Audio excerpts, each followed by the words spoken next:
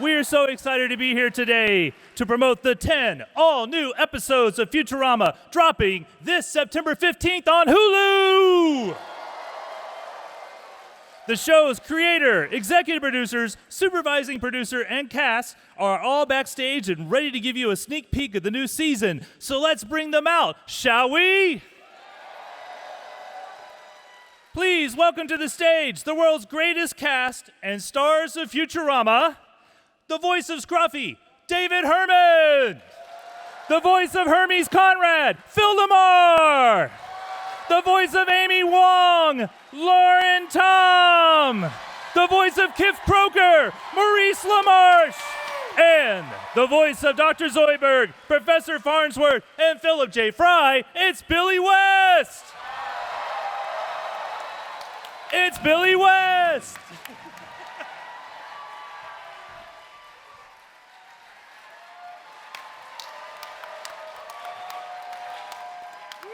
Now, believe it or not, there are people besides the actors who make this show, so please welcome supervising director, Peter Avanzino, executive producer, Claudia Katz, executive producer, Ken Keeler, executive producer and head writer, David X. Cohen, and finally, executive producer and creator of Futurama, Matt Groening.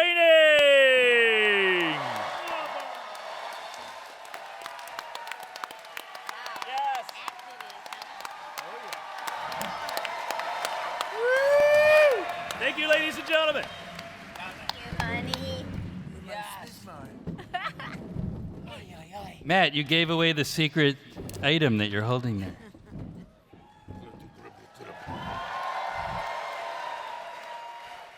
This goes to the first good question someone asks. Has to be a good one. So like 2029 we'll be giving you. Hey, welcome everybody. You are the collective superhero who has saved us so many times in the past. Yes. And as Lee mentioned, this is an all-new system we're going to test out this year. The 10-episode binge-a-thon on September 15th. Yes. So we're just giving you some instructions here in case you've forgotten the drill. The way you binge the show, you just sit down and you watch each episode 8 times. And then you send a nice... What you do is you binge, then purge the episode. Oh no, that was an eating disorder joke. Those don't go over well. I just remembered that. This is not an Overeaters Anonymous convention. I apologize. Watch the show, send a nice cash tip to Hulu if you liked it, and we're good to go for another season or 2 after that. So thank you for having us back. Thank you.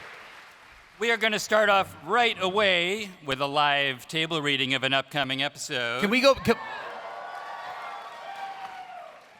back and come on stage again and forget I made that purge joke?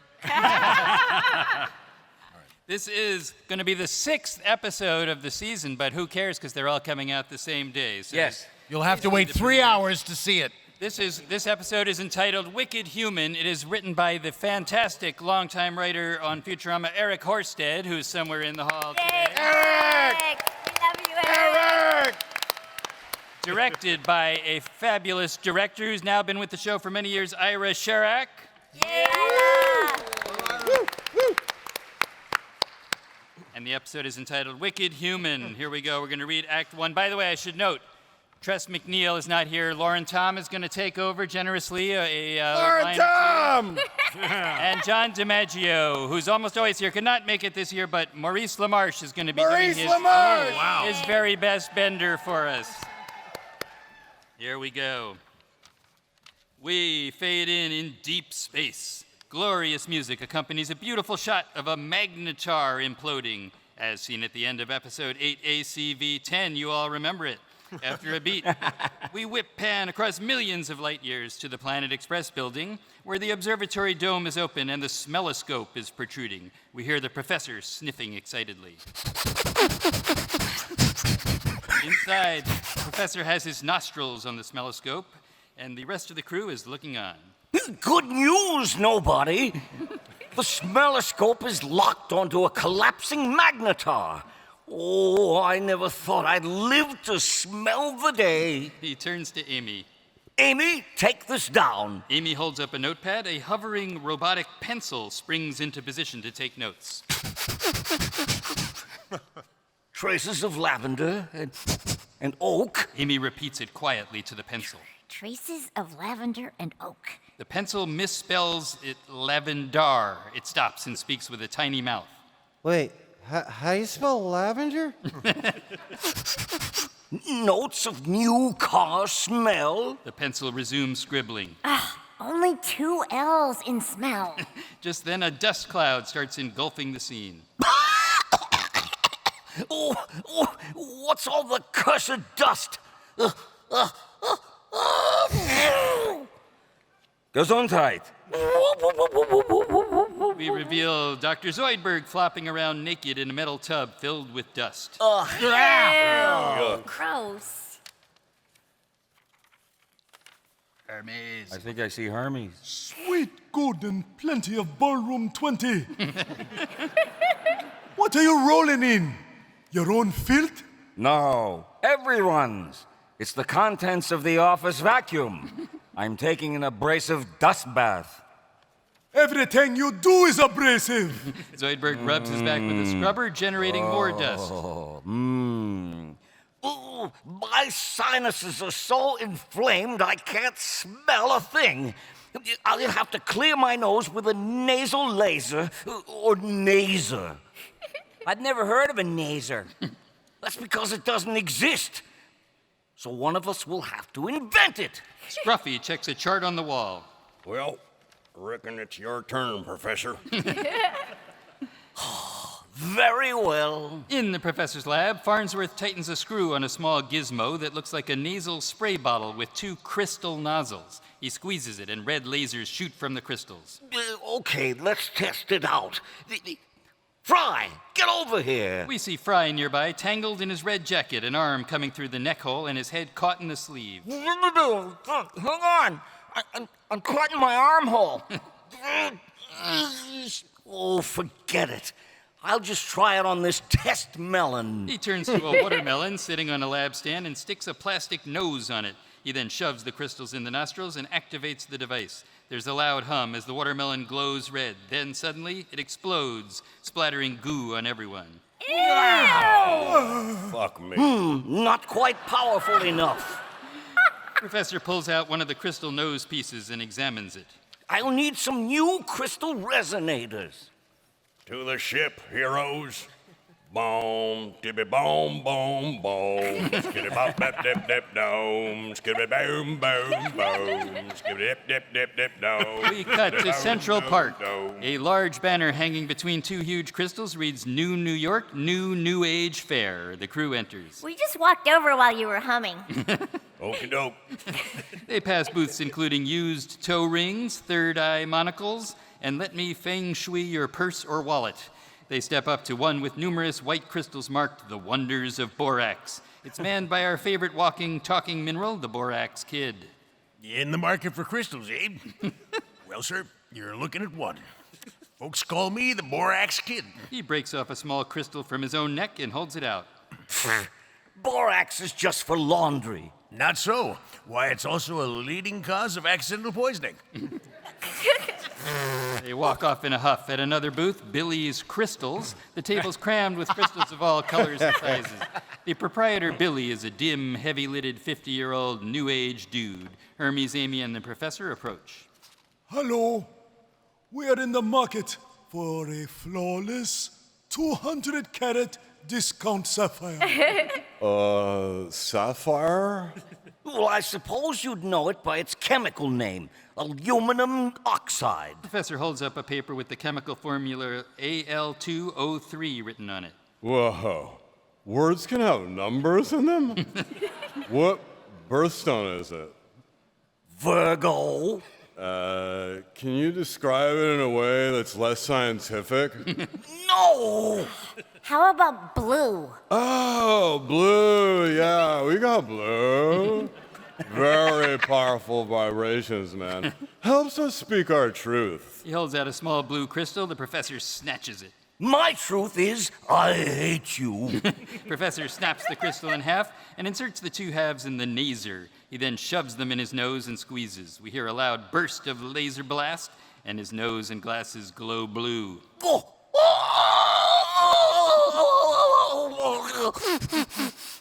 Eureka! I can smell. What smells like burning nostrils? Cut to the fortune teller booth. Bender is talking to the robot fortune teller. Yes, can you read my palm? Certainly. Bender unscrews his hand and places it palm up on her desk. I'll be back for that in an hour. Amy and the professor step into frame. Bender, don't waste your liquor store money on this quackery. It's not quackery. She's an astrologer, like you. I'm an astronomer, you drunken idiot. And a respected cosmologist. Fry and Leela approach. Fry is now wearing a lot of makeup. We just met a cosmologist. She sells holistic makeup with essential oils. That's a cosmetologist. And what was she thinking? You're clearly an autumn. The borax kid steps up. A little borax will set you right. He shakes some borax flakes on his hand and rubs them into Fry's face with a sizzle. Ow! Ow! Thank you. I've had it with fools who buy into this unscientific flim-flam. Oh, listen up, Professor. People like to believe in things. Well, I like to know things. Things supported by evidence. The robot fortune teller chimes in. Yet there is another path to knowledge. Faith. Many people believe in a heaven, yet you do not call them crazy. Oh, yes, I do. To their faces. And behind their backs, I'm even ruder. You hurt my feeling. I know heaven is real, because my grandma's there. Oh, you're thinking... Oh, sorry. You're thinking of Mexico. All right. I always mix those two up because they both have margaritas. Professor, what would it take for you as a scientist to believe heaven is real? Would you have to see people literally rise into the sky with your own eyes? Yes. Yes, I would. Then, and only then, would I believe it. In that case, you might want to look over there. Amy points. That was Amy, by the way, Lauren. Oh, I'm sorry.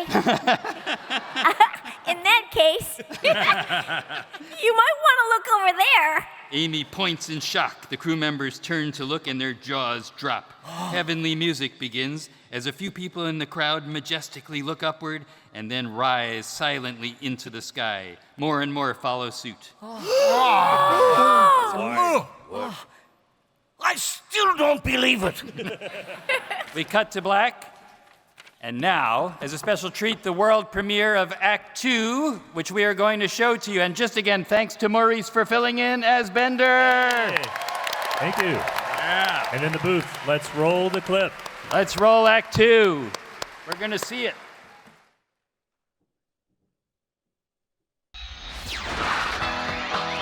Hold on. Yeah, hi. Hi, everyone. Hi, everybody in San Diego. How you doing? Yeah, it's your old pal, John DiMaggio here, the voice of Bending Rodriguez. Hey, everybody. Listen, I just gotta say, Maurice, that sucked. Just terrible, man. Come on, dude. I know you're better than that. Psych, I'm kidding. That's my friend. Thanks for covering my ass, dude. Sorry I couldn't be there. You gotta have Maurice do it. That's fine. You know, they wanted me to be all mean to Maurice. I can't be mean to Maurice because if it wasn't for Maurice, I wouldn't be able to do the fake belch that he taught me how to do. Because I can regurgitate air, but not like Maurice can belch. Like, I can do Maurice's belch, but not as good as Maurice can do his. Like, see, listen, hold on.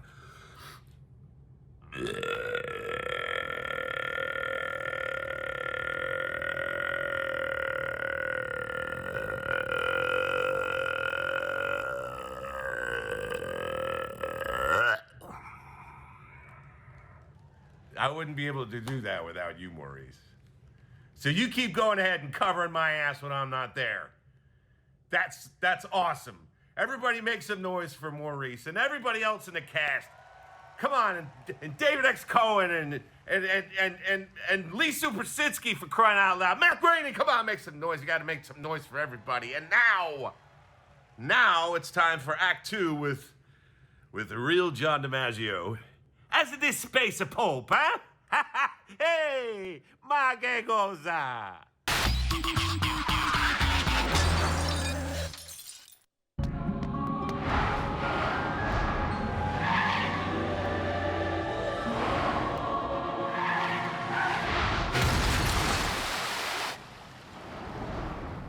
Our top story, your neighbor's bumper sticker was right. The rapture has arrived, and people are rising up to heaven like there's no tomorrow, which there probably isn't. Believers such as myself are removing ceilings to improve their chances. Linda? Why was I left behind? I'm so scared, Leela. I want to go to heaven, but I can't stand harp music. Hopefully we'll go deaf sometime during eternity. I need to sneak out of work early to be with my family. I let it slide this time, but if I do it again, I'm fired.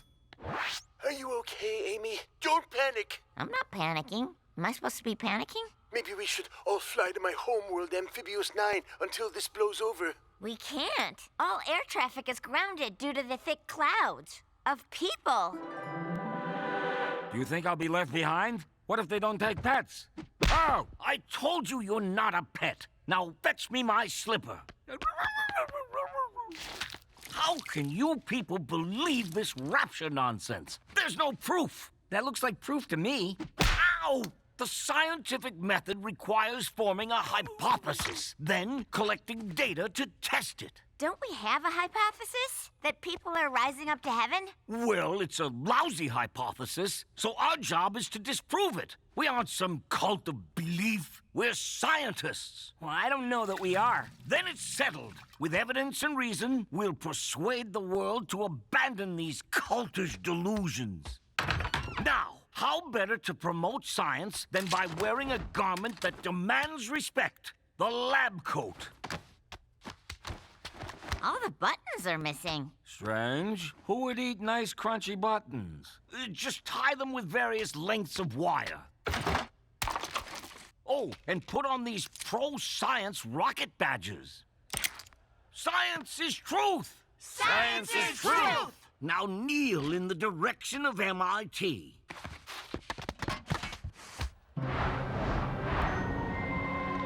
Husband, you always need to look your best for the apocalypse. Are we going to church? Can I wear my sermon-canceling headphones? We don't know where we're going, son. But wherever it is, we're all going together. Hey, wait for us! Stop him, Hermes! Do your limbo jump! Oh, boy is gone! Well, at least we still have each other. Hello? Wife, no! Barbados Slim? I happen to be walking by, man. I'm stuck here with you? That's the worst case scenario. I was wrong!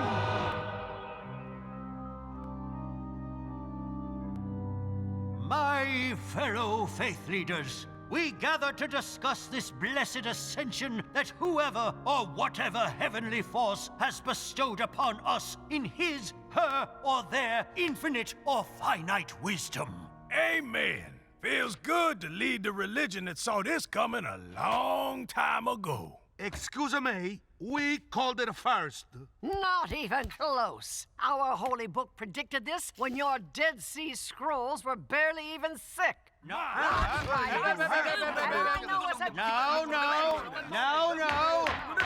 Please, let's not split hairs. Now is the time that we as leaders of faith should join hands and gloat. Let's take the win, people!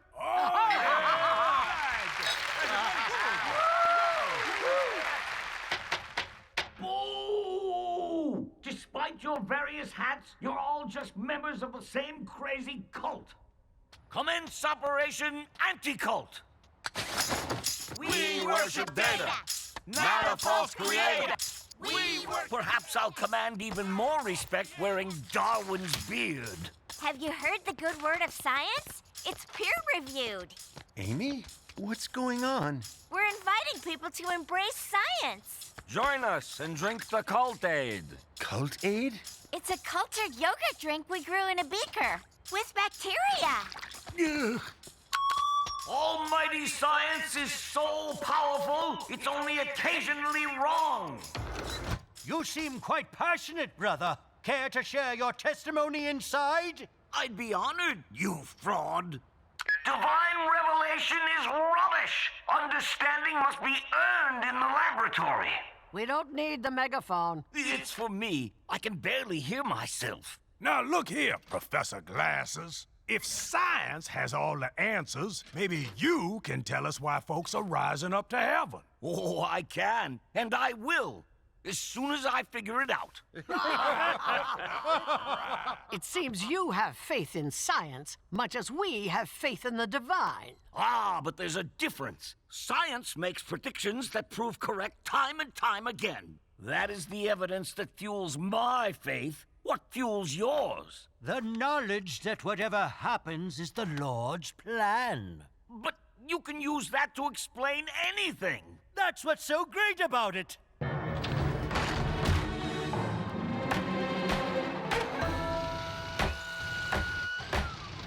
That's it. Barricade every door and window so we don't float off willy-nilly. We must buy time to research this phenomenon.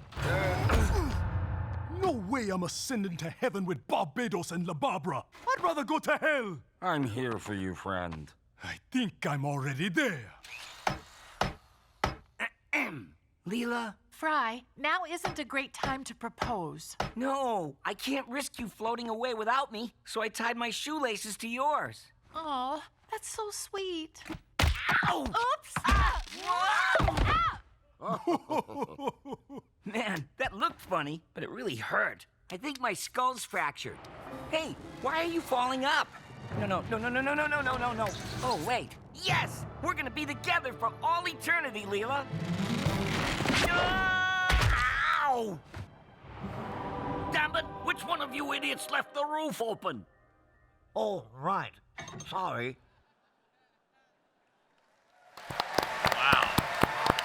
That's awesome. I love it. At this time, we're going to take your questions. We have about 15 minutes left in our panel, so we'll try to get to as many as we can. If everyone could very calmly line up on the side over there, and then the convention will direct you towards the microphone. And I believe we have someone who's at the microphone ready to ask the first question. Please, what's your question? Hi, I'm Matt. My question is, what are your thoughts on having an episode or movie that explores what occurred between 1999 and 2099, kind of expanding on the Jurassic Park Seymour episode? Well, if you want to know what's happening between 1999 and 2,999, watch The Simpsons. We predict everything. Good answer. Aww. Not an exact answer to your question, but we do have our next series finale next year is going to explore a little more of the backstory of Fry and his brother as kids. So we are going to work that gold mine a little bit more next year, 2026. And thank you for your question. This is Flexo, by the way. Flexo! Thank you, everybody. Yeah. Thank you. And we will take the next question. Stand by.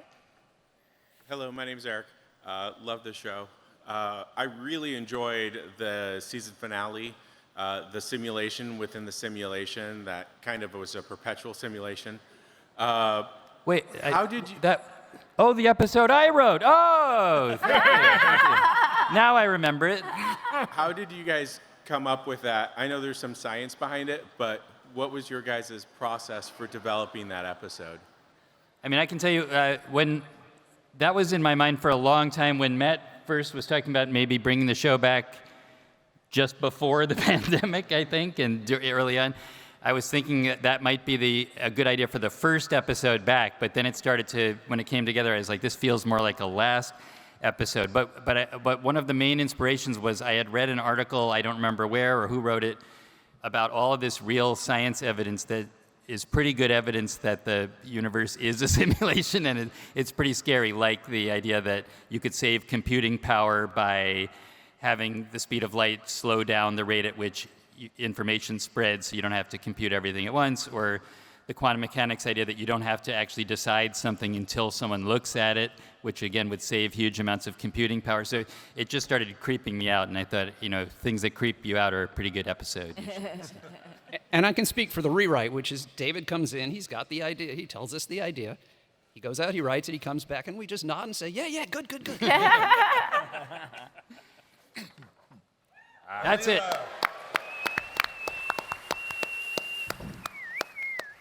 Yes, next question, please. Hi, my name is Morgan, and my dad and I are big fans of the show. My question is, what is your inspiration for coming up with ideas for episodes? Thank you for your question, Morgan. Good question. Thank you, Morgan. Ken? I don't have a process myself. Every once in a while, like what David was describing, you read something that seems interesting or something pops into your head.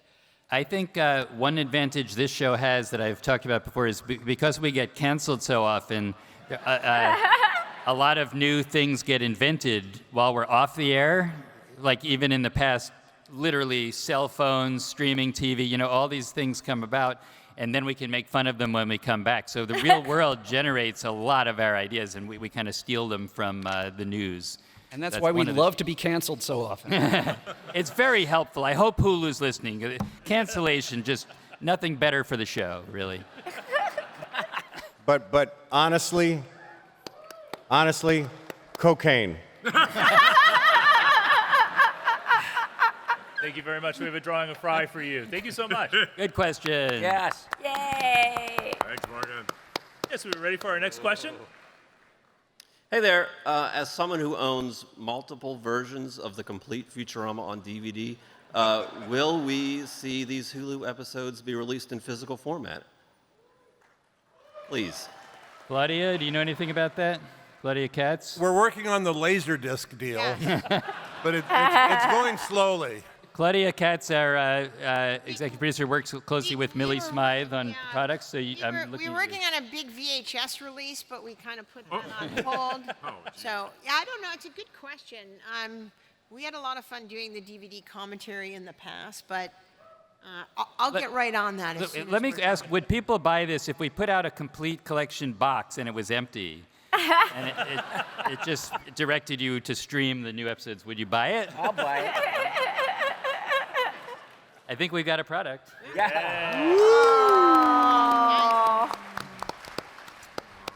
Hubba. Here we go. Yes, we're ready for our next question, please.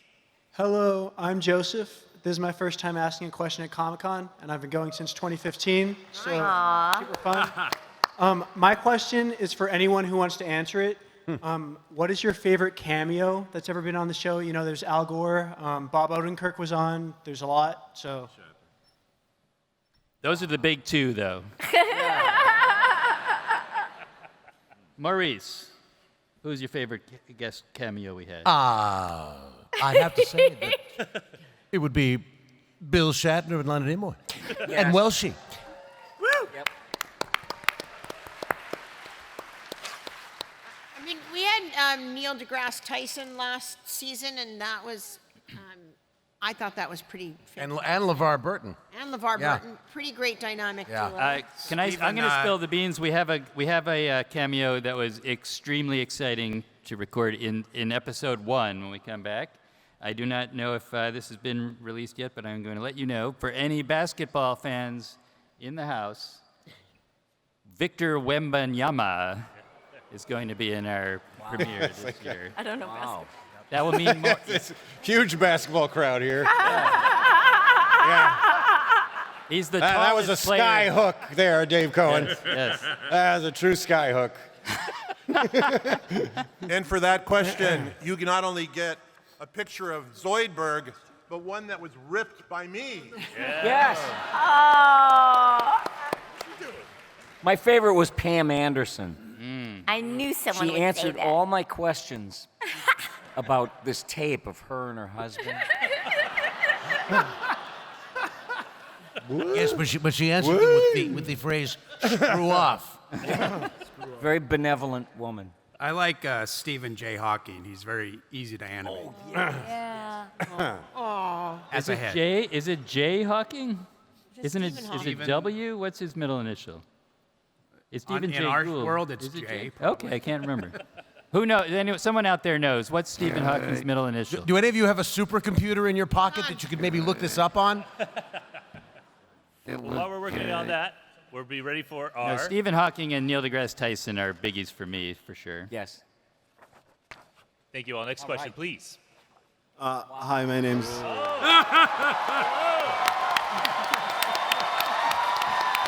Everybody loves Qbert. My question is primarily to ignore David Herman and Phil Lamar. Haven't heard from you guys since Mads TV, so a little upset about that. It's a time travel ethics question. If Fry keeps messing with the timeline, but if he could go back and stop himself from buying that awful jacket in college, would you pitch in to fund therapy for his future mistakes or let him choke on fashion? That is mine. Right? Because lots of people choke on fashion. It just Is that a question or a sketch? serious question. He's Is that a question or a sketch, Yes, that's Orlando? a question. He's pitching an idea. What would you do? I need to know. As long as I don't wind up in alligator Alcatraz, I don't care what happens. I'll take that. That's a solid answer. Phil, David, screw you guys. All right, thank you. Stick now. We have a Mad TV panel later, and we're going to get to the bottom of this madness when I see you tonight. I love you. Long live Futurama! Thank you. All right. Now, you should have no difficulty following that. Next question, please. Hi guys, my name is Boo. Hi, Boo. Hi. So, my ex recently broke up with me. We used to bond over Futurama. I actually did buy her as a first gift a DVD box set. So, my question to you is, what advice would your character give me to move on? I like this question. I would get that DVD set back. Especially if it's that one in Bender's head. Definitely. I think Inez Wong would say, next. My character, of course, would say. That's her loss. Third You know. party. I think you should live by the initials WWZBD. What would Zap Brannigan do? My advice? Go take a nap and improve the quality of life around here, won't you, eh? Mine would be, you dated her, you can't undate her. Or him. My character would tell you, You gotta do what you love, even if it's not a good idea. I'd say go fuck Orlando Jones.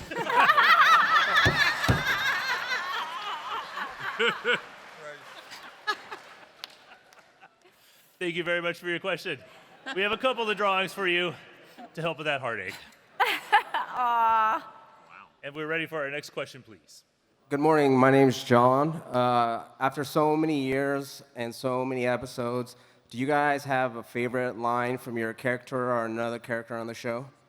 That always makes you smile when you hear it or say it. I think Dave just said his. Mine is, it's fine, I will destroy you. Yes. Every husband feels that way when his wife is adjusting his tie, even more about. Mine was, oh, you shot me in the sperm.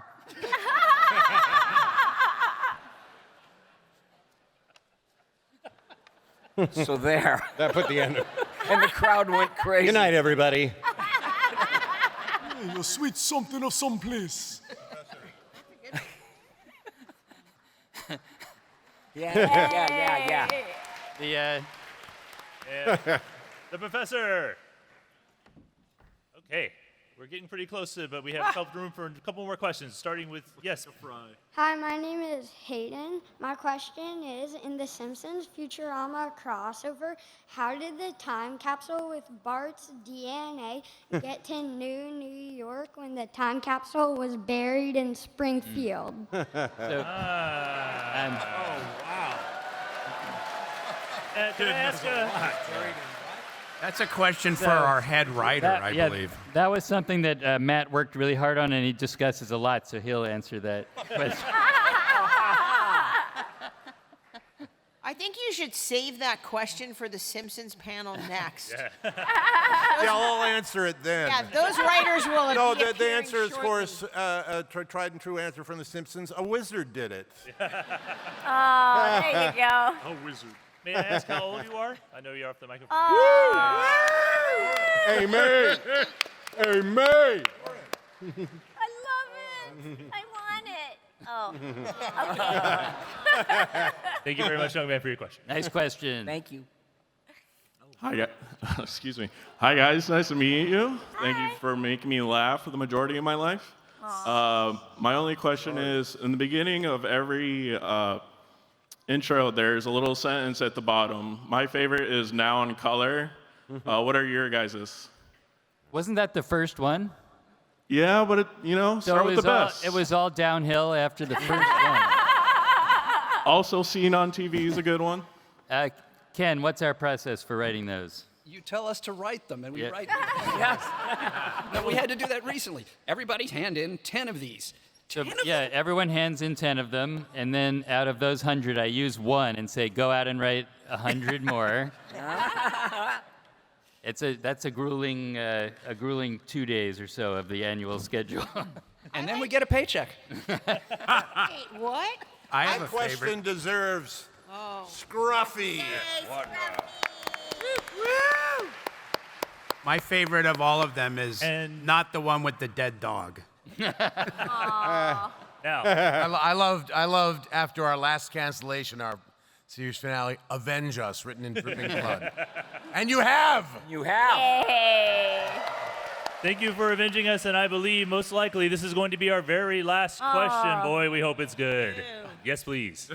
Yeah, no pressure. Thanks for that. Just for all of you, because you do so many different characters in the show, which of the characters do you relate to the most personally, and has that connection changed anything about how you portray the character or yourself?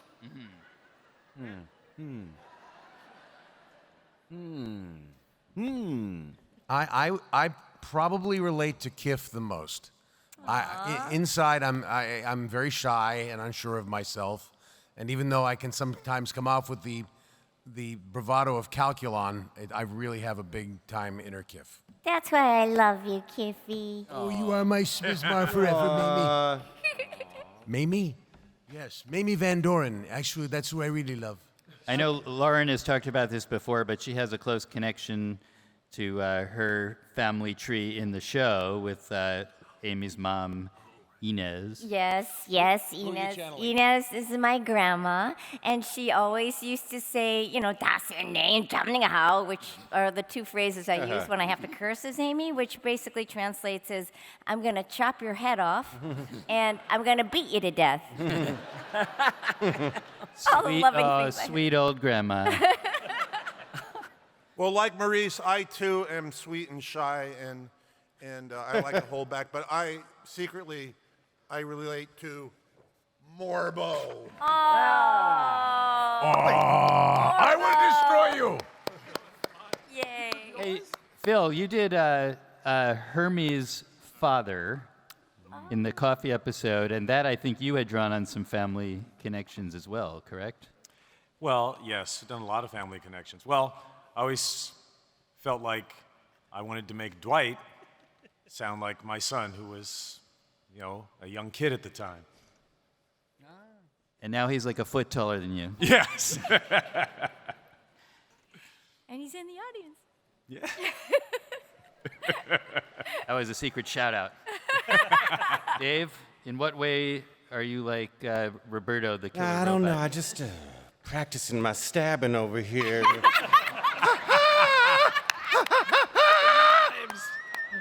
And we are getting, this comes to the end of our panel, we are getting the red light, everybody. Oh. All right. Well, thank you. As Maurice said, thank you for avenging We us. love you. Thank you. Thank you. Thank you.